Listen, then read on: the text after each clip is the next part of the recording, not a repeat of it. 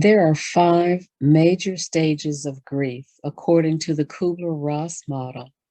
The final stage is acceptance.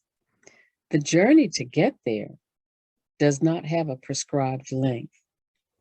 Hi, my name is Gladys Bell, and I'm a volunteer with Motherless Daughters Ministry. Every week, we invite you to join us for Monday morning ministry moments, otherwise known as 4M4U. Our purpose is to educate, encourage, and support you on your mother loss journey. If you find this message helpful, we ask you to share it with other motherless daughters, give us a review, and put your thoughts in the comment section below. The journey to acceptance is long and difficult. There are few, if any, detours you must go through. In the beginning, it seems like we'll never budge from the first stage, which is denial. Denial is a buffer, a coping mechanism, a cushion for the shock of the change in our situation. Many times, the first word out of our mouth is, oh, no, no. Even if death is anticipated and expected, the actual event is never easy to receive, even if you're standing there when it happens.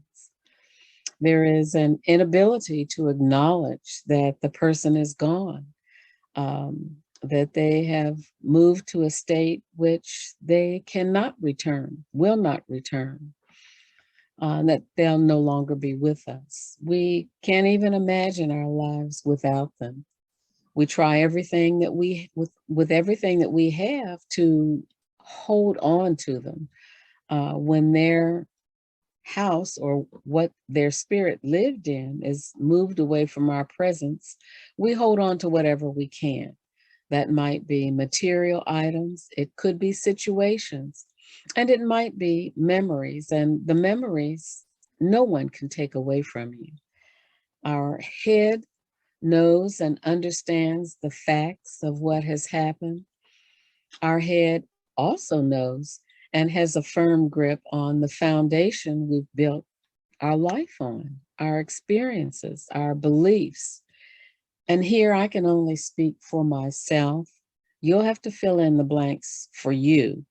But my faith reassures me that all is well. The wisdom and the sovereignty of the God that I serve has a far-reaching vision. God's ways and his thoughts are far beyond my own. He can see the bigger picture, and he has a larger plan. But my vision is finite, so I don't understand a lot of things. My head can understand the relief from pain and suffering and strife,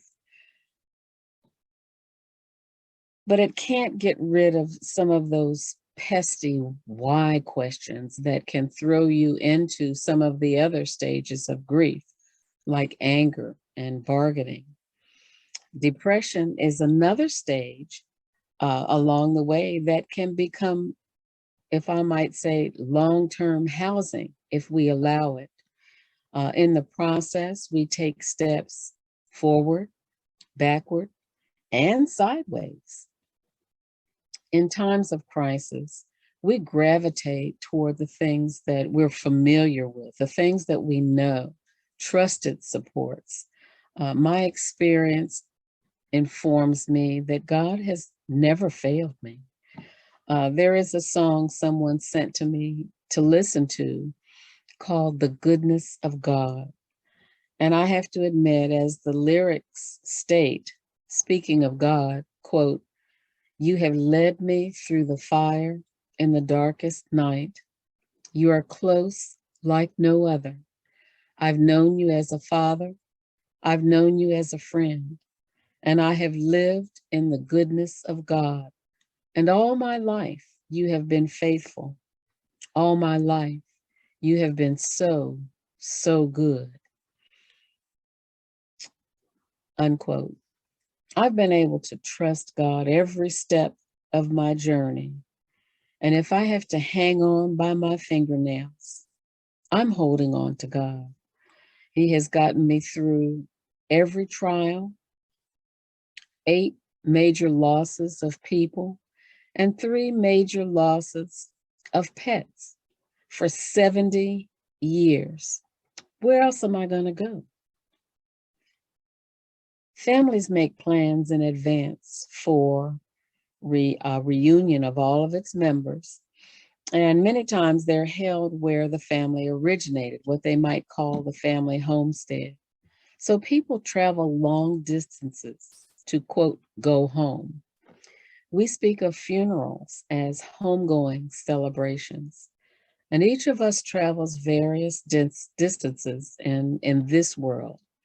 But this world is not my home. And at the end of the day, so to speak, we're going home, where we started from. The Bible says, quote, for dust thou art, and unto dust thou shalt return. That's found in Genesis 3:19. What houses our spirit is temporal, but the spirit lives forever. And when this house wears out, I've already received a promissory note for eternal housing. A lot of my family have already gathered, quote, at home, and I look forward to the ultimate reunion. But in the meantime, while I can't tell you how long it will take me, I'm working toward acceptance and healing. In our most recent podcast on double loss, our panelists spoke of healing from the impact of loss as a journey. So, however long it has been, know that it's okay not to be okay for a time.